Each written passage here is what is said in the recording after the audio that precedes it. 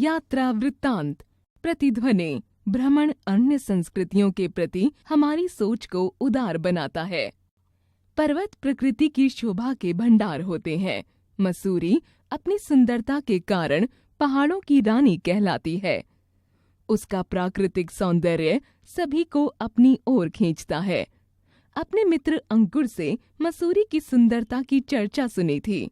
मैंने पिताजी से मसूरी चलने का आग्रह किया।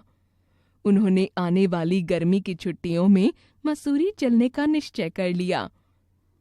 गर्मी की छुट्टियां हुईं और हम लोग 8 जून को देहरादून एक्सप्रेस में नई दिल्ली रेलवे स्टेशन से रवाना हुए। पहले से आरक्षण करा लेने से हमें स्थान पाने में कोई असुविधा नहीं हुई। समय के अनुसार गाड़ी चल दी। रात हो रही थी। थोड़ा समय हमने लूडो खेलने में बिताया। फिर नींद आने लगी तो अपनी सीट पर सो गए। सवेरे ही हम देहरादून पहुंच गए। स्टेशन पर ही प्रातः कार्य से निपटकर हमने नाश्ता किया।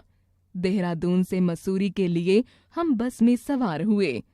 यह यात्रा बड़ी सुहावनी लगी। प्रकृति के सुंदर दृश्य देखकर मन खुश हो गया।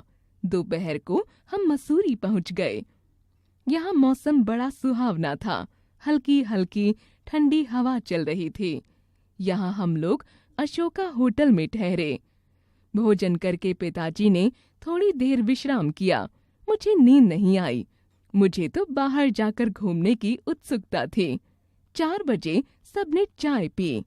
अब पिताजी हमें मसूरी के किताब घर बाजार में ले गए। यह लाइब्रेरी बाजार के नाम से भी प्रसिद्ध है। यह मसूरी का अच्छा बाजार है। यहाँ बाजार में काफी भीड़ थी। लोग रंग बिरंगे कपड़े पहने हुए इधर उधर घूम रहे थे। इससे वहाँ का वातावरण रंगीन लग रहा था। 9 बजे रात को हम लोग होटल लौट आए। आज हम थक गए थे, इसलिए खाना खाकर जल्दी सो गए। अगले दिन हम कैंपटी फॉल देखने गए। यह मसूरी से 14 किलोमीटर दूर है। यह एक सुंदर झरना है। यह झरना पहाड़ों की चोटी से निकलकर नीचे गिरता हुआ बहुत अच्छा लगता है। जहाँ यह गिरता है वहाँ एक तालाब बन गया है। यहाँ स्नान करने में विशेष आनंद आता है। अगली सुबह हम लोग लाल टिब्बा घूमने गए। यह भी यहाँ का दर्शनीय स्थल है। यहाँ की प्राकृतिक शोभा बहुत मनोहारी है। मसूरी में ट्रॉली में यात्रा करना बहुत रोमांचकारी अनुभव है। ट्रॉली रज्जू मार्ग से जब ऊपर चढ़ती है तो मन रोमांचित हो जाता है। ऊपर गनहिल पर पहुंचकर बहुत अच्छा लगता है। यहाँ से पूरी मसूरी का दृश्य देखा जा सकता है। मसूरी का माल रोड देखने योग्य है। यहाँ हर समय चहल पहल बनी रहती है।